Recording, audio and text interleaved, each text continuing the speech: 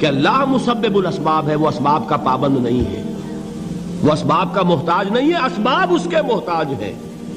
اگر یہ یقین ہے تو اللہ پر ایمان ہے، یہ نہیں ہے تو تمہارا ایمان اسباب پر ہے، وسائل پر ہے، ذرائع پر ہے، مادیات پر ہے، اللہ پر نہیں۔ اس وقت کہاں راستہ تھا؟ کوئی راستہ تھا؟ سمندر ہے اور ادھر سے لشکر آ گیا ہے۔ کلا ان معی ربی سیہدین۔ اب دیکھیے ایمان کہہ دینا آسان ہے، ہوا معکم اینما کنتم، جہاں کہیں بھی تم ہوتے ہو اللہ تمہارے ساتھ ہوتا ہے، لیکن اس کا یقین قائم ہو جائے تو زمین و آسمان کا فرق واقع ہو جائے۔ یہی بات ہوئی حضور کے ساتھ۔ غار ہے، چھپے ہوئے ہیں محمد الرسول اللہ اور آپ کے وہ یار غار ابو بکر صدیق رضی اللہ تعالی عنہ۔ اقبال نے حضرت ابو بکر کی شان میں چند اشعار کہے صرف، لیکن واقعہ یہ ہے کہ بھاری بھاری نظموں پر اور قصیدوں پر بھاری ہے، طویل ترین نظمیں اور قصیدے ہوں ان پر بھاری ہے۔ ہمت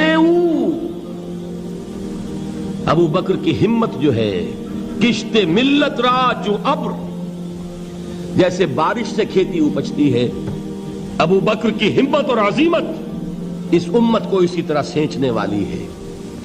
ثانیے اسلام و غار و بدر و قبر،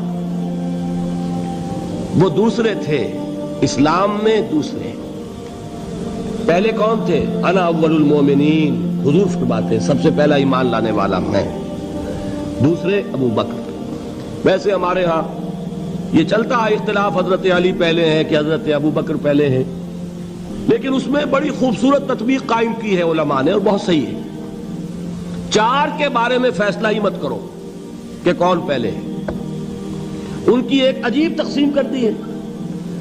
آزاد مردوں میں، بالغ مردوں میں سب سے پہلے ابو بکر، بچوں میں سب سے پہلے علی، خواتین میں سب سے پہلے خدیجہ، اور غلاموں میں سب سے پہلے زید ابن حارثہ۔ بڑی پیاری تقسیم ہے، یہ چاروں ہی پہلے ہیں، ہر ایک کے لیے اولیت ہے۔ اور واقعہ یہ ہے کہ اگر زمانی اعتبار سے تعین ہوگا تو پہلے خدیجۃ الکبریٰ آئیں گی رضی اللہ تعالی عنہ، کسی اور سے بات کرنے کی نوبت بعد میں آ سکتی ہے، پہلے تو اہلیہ محترمہ سے بات ہوئی، آتے ہی پہلی وحی ہوئی ہے، ابھی تبلیغ کا حکم نہیں تھا۔ کس کو بتایا واقعہ؟ ابھی اپنی نبوت کی تبلیغ کا تو حکم ہی نہیں آیا۔ واقعہ کس کا ہے؟ وہ خدیجہ کا ہے۔ جب کہا ہے کہ خشیت علی نفسی، مجھے اپنی جان کا اندیشہ ہے، تو کیا جواب دیا خدیجہ نے رضی اللہ تعالی عنہا؟ وہ صدیقۃ الکبریٰ ہے۔ صدیقات جو ہیں خواتین، ان میں چوٹی پر خدیجۃ الکبریٰ ہے رضی اللہ تعالی عنہا، اور صدیق جو مرد ہیں ان میں صدیق اکبر ہے ابو بکر صدیق رضی اللہ تعالی عنہ، لیکن صدیقات میں چوٹی پر۔ جب حضور نے فرمایا خشیت علی نفسی، کیا فرمایا، کیا عرض کیا، کیسے تسلی دی؟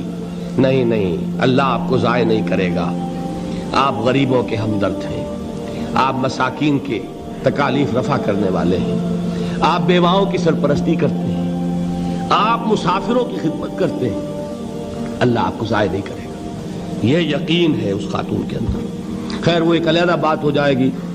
میرے دل پر حضرت خدیجہ رضی اللہ تعالیٰ عنہ کی شخصیت کا بڑا گہرا نقش ہے، جو وہ کوئی اور ہی وقت اور موقع ہوا تو بیان ہوگا۔ بہرحال اقبال نے ایک مصرے میں جو چار اولیتیں جمع کر دی ہیں، ہمتیں کشت امت را چو ابر، ثانی اسلام و غار و بدر و قبر۔ اسلام میں حضور کے بعد پہلے کون؟ ابو بکر۔ غار میں حضور کے ساتھ کون؟ ابو بکر۔ بدر کی رات اللہ کا رسول سربسجود، وہ جھاڑ، وہ گھاس پھوس کی جو جھوپڑی بنائی گئی تھی، اور وہاں تلوار ننگی لے کر پہرا دینے والا کون؟ ابو بکر۔ اور اس حجرہ عائشہ میں محمد کے بعد سب سے پہلے دفن ہونے والا کون؟ ابو بکر رضی اللہ تعالی عنہ صلی اللہ علیہ وسلم۔ وہ جو معاملہ میں سنا رہا تھا غار ثور کا، حضرت ابو بکر بھی حضور کے خیال سے لرز گئے ہیں. آپ کو یاد ہوگا کہ جا کر پہلے تمام جتنے سوراخ تھے انہیں بند کیا ہے. ایک سوراخ رہ گیا تھا جس کو بند کرنے کے لیے کوئی کپڑا نہیں تھا. وہاں اپنی ایڑی رکھی ہے. تب کہا ہے حضور سے تشریف لائیے, اور اپنے زانو پر حضور کو لٹایا ہے. اور وہاں کسی موذی جانور نے کاٹا ہے. حضور کی آنکھ لگ گئی تھی. اس وقت اس بل کے اندر جو بھی بچھو ہے کیا ہے واللہ عالم, اس نے کاٹا ہے. اس کی تکلیف کی وجہ سے ابو بکر کی آنکھوں سے آنسو ٹپک گئے. حضور کے چہرے مبارک پر پڑے ہیں تو حضور جاگے ہیں, معاملہ کیا ہے. ایڑی نہیں ہٹائی وہاں سے, مبادا وہ جانور وہاں سے نکل کر محمد الرسول اللہ کو کوئی گزن پہنچا دے. ابو بکر کی ایڑی ہے, جس طرح چاہے کھا لے, ختم کر دے, جان نکل جائے تب کوئی آنچ آئے, محمد پر تو آئے, لیکن جیتے جی نہیں. وہ ہے ابو بکر حضور کے خیال سے. اس وقت حضور نے پھر اپنا لعاب دہن لگایا ہے, اور اس سے پھر آپ کی تکلیف ختم ہوئی. جیسے خیبر میں حضرت علی کی آنکھ دکھ رہی تھی, اس کو جو شفا حاصل ہوئی ہے وہ بھی حضور کے لعاب دہن سے ہوئی. تو بہرحال اس وقت انہوں نے کہا ہے کہ اے نبی یا رسول اللہ, اگر اس وقت ان میں سے کسی نے غیر ارادی طور پر بھی اپنے قدموں کی طرف جھانک لیا تو پکڑے جائیں گے. کیا جواب تھا اللہ کے رسول کا؟ لا تحزن ان اللہ معنا. اللہ ہمارے ساتھ ہے, کیوں گھبراتے ہو ابو بکر. یہ ہے ایمان باللہ, میرا مالک اللہ, میرا رازق اللہ, میرا محافظ اللہ, میرا مددگار اللہ, میرا پشت پناہ اللہ, میرا دوست اللہ. یہ دوستی ہے اللہ کی جو لب لباب ہے, حاصل ہے ایمان کا. اسی کا نام ولایت ہے. اولیاء اللہ کے سروں پر سینگ نہیں ہوتے. جس کے دل میں ایمان راسخ ہو چکا ہو وہی اللہ کا ولی ہے. جسے اللہ پر یقین ہو چکا ہے وہی اللہ کا ولی ہے. جسے یقین ہے اللہ میرے ساتھ ہے, میرا مددگار, میرا پشت پناہ, میرا ساتھی, میرا دوست, میرا محبوب, میرا محب. اللہ اہل ایمان سے محبت کرتا ہے. واللہ یحب الصادقین. ان اللہ یحب الذین یقاتلون فی سبیلہ صفا کانہم بنیان مرصوص. اللہ محبت کرنے والا, اہل ایمان محبوب, اور اہل ایمان محبت کرنے والے اللہ محبوب. والذین آمنوا اشد حبا للہ. آپ تصور کیجئے جسے یہ رشتہ ایمان یا رشتہ ولایت حاصل ہو جائے, الا ان اولیاء اللہ لا خوف علیہم ولا هم یحزنون. آگاہ ہو جاؤ, اللہ کے دوستوں کے لیے نہ کوئی خوف ہے نہ کوئی حزن ہے. اور میں بیان کر چکا تھا, خوف اور حزن کے خاتمے ہی کا نام امن ہے. زوال خوف, زوال حزن. یہ خوف اور حزن کیوں آتے ہیں بار بار؟ اللہ تخافوا ولا تحزنوا, دونوں آ گئے. الا ان اولیاء اللہ لا خوف علیہم ولا هم یحزنون, پھر وہی دو. وہ کیوں ہے؟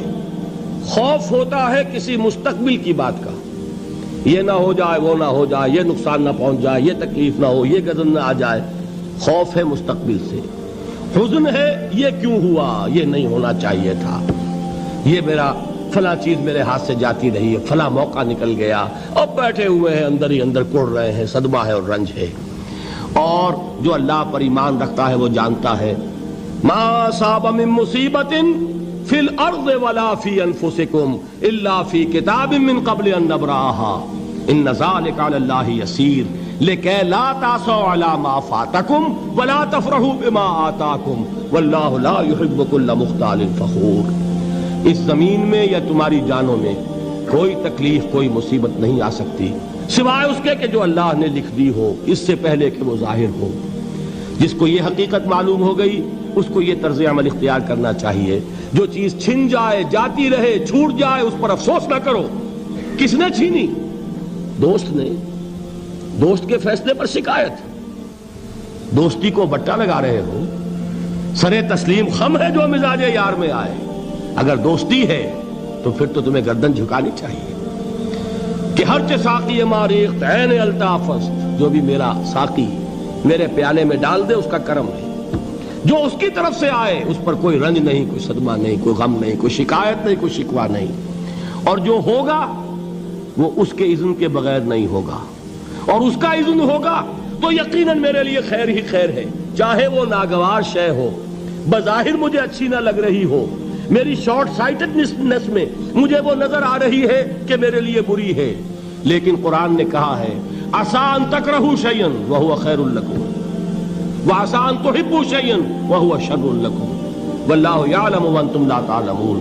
ہو سکتا ہے تم کسی چیز کو ناپسند کرو، درحال ہے کہ اسی میں تمہارا خیر ہو، اور ہو سکتا ہے تم کسی چیز کو پسند کرو، درحال ہے کہ اس میں تمہارا شر ہو۔ اللہ جانتا ہے، تم نہیں جانتے۔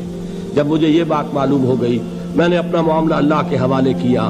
سپردم بے تو مایا خیش را تو دانی حساب کم و بیش را، اے رب جو تو چاہتا ہے وہ ہو، تیرے علم میں جو شے میرے لیے خیر ہے وہ ہو جائے، میری کوئی پسند نہیں، میری کوئی چاہت نہیں، یہ ہے راضی برضائے رب۔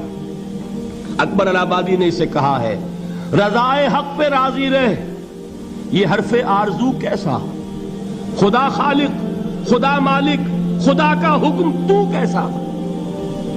جب میں آ گیا بیچ میں، میری پسند، میری مرضی، میری خواہش، میری چاہت، یہی تو شرک ہے۔ ما شاء اللہ کان وما لم یشاء لم یکن، جو اللہ نے چاہا وہ ہوا، جو اس نے نہیں چاہا نہیں ہوا، اختیار اس کا ہے، میرا تو نہیں۔ رضائے حق پہ راضی رہے، یہ حرف آرزو کیسا، خدا خالق، خدا مالک، خدا کا حکم تو کیسا۔ اقبال نے اسے کہا ہے فارسی میں، اب آپ کہیں اس کا ترجمہ بھی کرو تو وہ مجھے ذرا اس وقت کچھ بہت ہی بدذوقی کسی بات نظر آئے گی۔ جائیے پوچھئے کسی سے جسے فارسی آتی ہو۔ برو کشید ز پیچا کے ہست و بود مرا، چوک دہا کے مقام رضا کشود مرا۔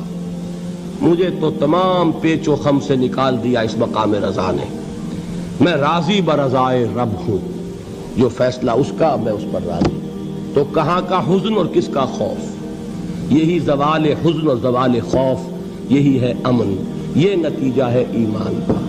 تو جان لیجئے یہ ہے لب لباب، یہ ہے حاصل ایمان کا، یہ ہے تو ایمان ہے، یہ نہیں ہے تو ایمان نہیں۔